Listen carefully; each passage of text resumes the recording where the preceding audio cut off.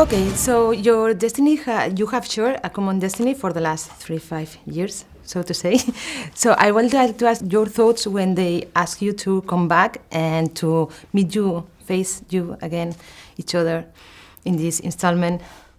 Well, I was thrilled at the idea of seeing Arnold again because we did forge a friendship over the course of the 35 years, but we had, life had taken us in different directions. I don't live in Los Angeles anymore.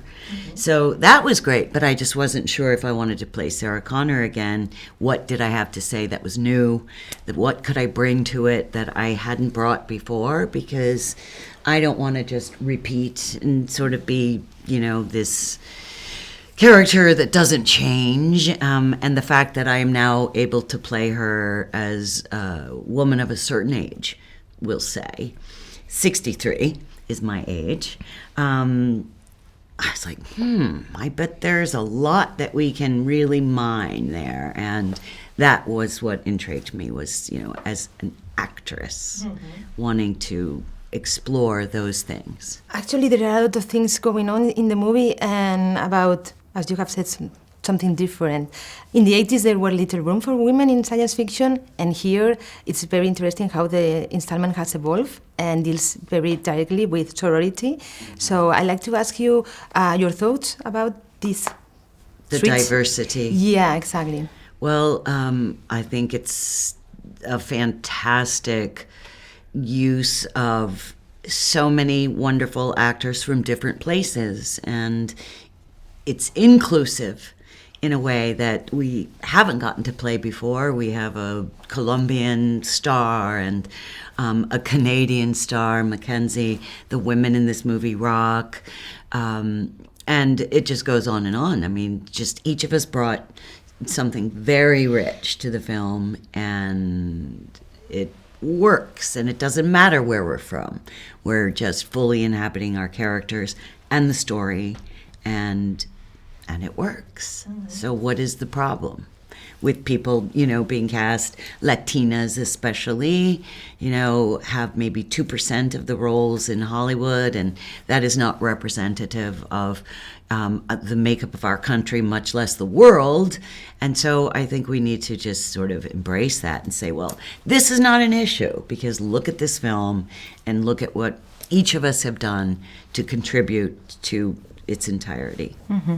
This is a question for Arnold. 800 changes also a lot in the whole franchise. It is a chaser, a killer, a protector.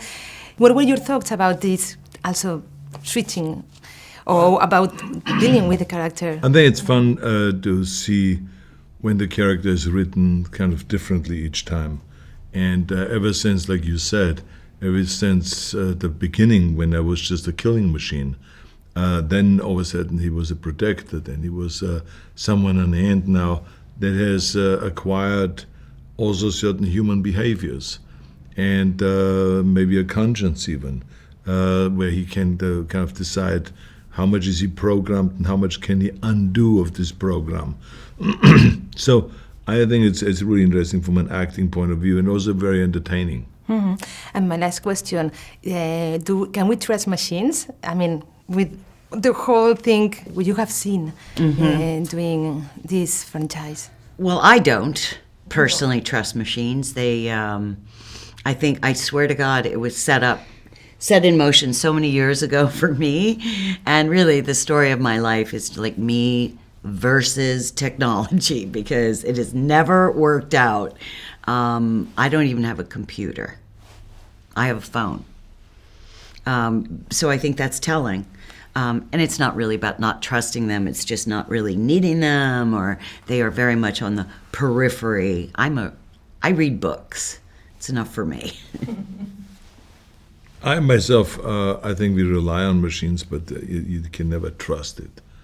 I would not. But I mean, I think that this is what the Terminator movie is about. And I think what's really amazing is that in 1984, it was a science fiction movie, and then all of the stuff that Jim Cameron wrote about in the 1984, in the first Terminator movie, all have become a reality by now, except that machines are not self-aware yet.